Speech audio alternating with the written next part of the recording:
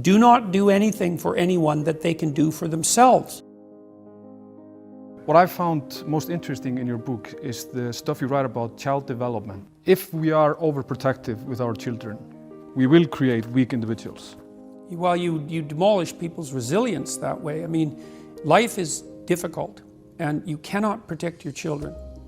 What you can do is prepare them, and you can prepare them to be strong and courageous and truthful and resilient and reciprocal in their interactions with other people. And that means you equip them for what life will be, which is at minimum a series of difficult challenges, and often more than that, because of course people go through very difficult times in their lives. And a resilient person is capable of standing up to things in the face of fear and moving forward voluntarily, convinced of their own competence and ability to prevail. And so your primary goal as a parent, apart from facilitating your child's social desirability, which is a major obligation on your part, is to encourage your children and I mean that literally, to instill in them a sense of courage in the face of the difficulties of life, and not to protect them from that.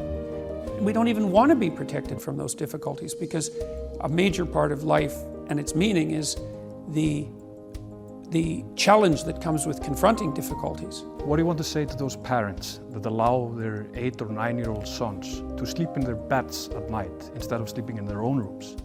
Well, the first thing I would say about that is you might want to ask why you don't want privacy with your spouse.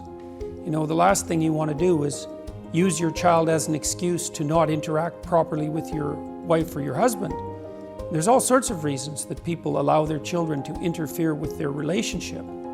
And by 8 or 9, a child is more than capable of spending time on their own, and they need to do that anyways, because you don't want your child to be either unable to spend time alone or terrified of it. You also destroy to some degree their ability to cope on their own, but also their imagination by not requiring them to rely on themselves for their own, for self-calming and also for self-amusement.